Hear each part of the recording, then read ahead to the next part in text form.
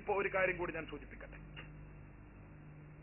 കേരളത്തില് മുസ്ലിമീങ്ങളെ മുഴുവനും മുശ്രിക്കുകളാക്കി, കാഫിറുകളാക്കി കേരളത്തിലെ ബിദഈ വിഭാഗം ചിത്രീകരിക്കാനുള്ള ഒരു പ്രധാനപ്പെട്ട കാരണമാണ് നേരത്തെ ഞാൻ പറഞ്ഞിട്ടുള്ളത്.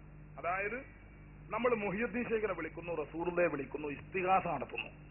എന്താണ് ഇസ്തിഗാസ എന്ന് പറഞ്ഞാൽ, അള്ളാഹുവിന്റെ ഔലിയാക്കൾ എന്ന പുസ്തകത്തിൽ കേരള നദവത്തുൽ മുജാഹിദീന്റെ നേതാവായ കുഞ്ഞീദ് മദനി എന്ന് പറയുന്ന മൗലവി അള്ളാഹുവിന്റെ ഔലിയാക്കൾ എന്ന ഈ പുസ്തകത്തിന്റെ 102-ാമത്തെ പേജിൽ എന്താണ് ഇസ്തിഗാസ എന്ന് വളരെ വിശദമായിട്ട് തന്നെ പറഞ്ഞിട്ടുണ്ട്.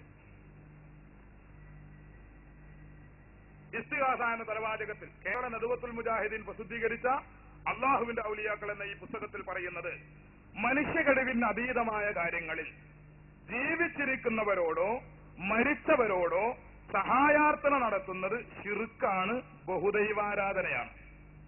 മനുഷ്യ കഴിവിൽ പെടാത്ത കാര്യങ്ങൾ ജീവിച്ചിരിക്കുന്നവരോട് ചോദിച്ചാലും മരിച്ചവരോട് ചോദിച്ചാലും അത് ശിർക്കാണ്, ബഹുദൈവത്വമാണ് എന്ന് കേരള നദവത്തുൽ മുജാഹിദീൻ പ്രസിദ്ധീകരിച്ച അള്ളാഹുവിന്റെ ഔലിയാക്കൾ എന്ന ഈ പുസ്തകത്തിൽ പറയുന്നു. എന്നാൽ ഇത് രണ്ടും കളവാ. ഇത് രണ്ടും കളവാണെന്ന് പറയാതെ വയ്യ. മനുഷ്യ കഴിവിൽ പെടാത്ത കാര്യങ്ങള് നബി സല്ലല്ലാഹു അലൈഹി വസല്ലമയോട് സ്വഹാബത്ത് ചോദിച്ചിട്ടുണ്ട്, റസൂലുള്ള കൊടുത്തിട്ടുണ്ട്. മരണപ്പെടുന്നതിന് മുമ്പും ചോദിച്ചിട്ടുണ്ട്, മരണപ്പെട്ടതിന്റെ ശേഷവും ചോദിച്ചിട്ടുണ്ട്. ബഹുമാനപ്പെട്ട ഇമാം മുസ്ലിം തന്റെ സ്വഹീഹ് മുസ്ലിമിൽ റിപ്പോർട്ട് ചെയ്യുന്ന ഹദീസ്, റബീഅത്ത് റളിയല്ലാഹു അൻഹുവിനോട് ഒരു പ്രത്യേക സാഹചര്യത്തിൽ അല്ലാഹുവിന്റെ റസൂൽ പറയുന്നു, സൽ റബീഅ, ചോദിച്ചുകൊള്ളുക. അല്ലാഹു തആല പരിശുദ്ധ ഖുർആനിലൂടെ പറയുന്നത്, ഉദ്ഉനി അസ്തജിബ് ലക്കും, എന്നോട് ചോദിച്ചോളൂ ഞാൻ നിങ്ങൾക്ക് ഉത്തരം തരാം എന്നാണ് അല്ലാഹു വിശുദ്ധ ഖുർആനിലൂടെ പറയുന്നത്. എന്നാൽ സ്വഹീഹ് മുസ്ലിം റിപ്പോർട്ട് ചെയ്യുന്ന ഹദീസിലൂടെ നബി സല്ലല്ലാഹു അലൈഹി വസല്ലമ തങ്ങള് റബീഅത്ത് റളിയല്ലാഹു അൻഹുവിനോട് പറയുന്നു, സൽ, എന്നോട് ചോദിച്ചോളൂ ഞാൻ ഉത്തരം തരാം. ഇത് ശിർക്കല്ലേ? ഈ ചോദ്യം ചോദിക്കാൻ പറഞ്ഞതോടുകൂടി തന്നെ റസൂലുള്ള മുശ്രിക്കാകണം മുജാഹിദിന്റെ ഭാഷയിൽ. ഇരിക്കട്ടെ, ശരി, അള്ളാഹുവിന്റെ റസൂൽ അങ്ങനെ പറഞ്ഞു. എന്നാൽ നബി സല്ലല്ലാഹു അലൈഹി വസല്ലമയിൽ നിന്ന് നേരിട്ട് തൗഹീദും ശിർക്കും പഠിച്ച റബീഅത്ത് റളിയല്ലാഹു അൻഹു ചിന്തിക്കേണ്ടതല്ലേ, അള്ളാന്റെ റസൂല് ഇന്നലെ വരെ എന്നെ ഓതിപ്പഠിപ്പിച്ചതാണ്, ഉദ്ഉനി അസ്തജിബ് ലക്കും, എന്നോട് ചോദിച്ചോളൂ ഞാൻ ഉത്തരം തരാം എന്ന് റബ്ബിന്റെ ഖുർആൻ പറഞ്ഞത് അള്ളാഹുവിന്റെ റസൂൽ ഓതിപ്പഠിപ്പിച്ചിട്ട് ഇപ്പൊ ഒരു പ്രത്യേക സാഹചര്യത്തിൽ റസൂലുള്ളാഹിക്ക് റബീഅത്ത് റളിയല്ലാഹു അൻഹു ഒരു ഉപകാരം ചെയ്തപ്പോ അള്ളാഹ് പറഞ്ഞതൊക്കെയാണ് മറന്നിട്ട് എന്നോട് ചോദിച്ചോളൂ എന്ന് റസൂലുള്ള പറയുകയാണോ എന്ന് റബീഅത്ത് ചിന്തിക്കേണ്ടതല്ലേ? റബീഅത്തും അങ്ങനെ ചിന്തിക്കുന്നില്ല. റബീഅത്ത് റളിയല്ലാഹു അൻഹു ആലോചിക്കുന്നത് ഞാൻ എന്താ ചോദിക്കേണ്ടത് എന്ന. എന്നോട് ചോദിച്ചോളൂ എന്ന് റസൂലുള്ള പറഞ്ഞപ്പോ കുറെ സമയം ആലോചിച്ചു.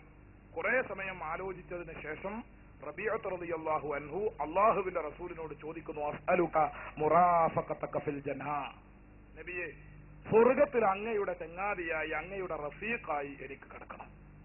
സ്വർഗ്ഗത്തിൽ പോയാൽ മാത്രം പോരാ, എനിക്ക് സ്വർഗ്ഗത്തിൽ അങ്ങയുടെ ചങ്ങാതിയായിട്ട് തന്നെ പോകണം. അവകൈറനാക്കയ റബിയ, ഇതല്ലാതെ വേറൊന്നുമില്ലേ? ബഹുമാനപ്പെട്ട റസൂലുള്ളാഹി തങ്ങൾ ചോദിച്ചു. ബഹുമാനപ്പെട്ട റബീഅത്ത് റളിയല്ലാഹു അൻഹു മറുപടി പറഞ്ഞു, നഅം വദാക യാ റസൂലല്ലാഹ്. ഇമാം മുസ്ലിം റിപ്പോർട്ട് ചെയ്ത ഹദീസിൽ കാണും, വദാക യാ റസൂലല്ലാഹ്, എനിക്കത് മാത്രം മതി.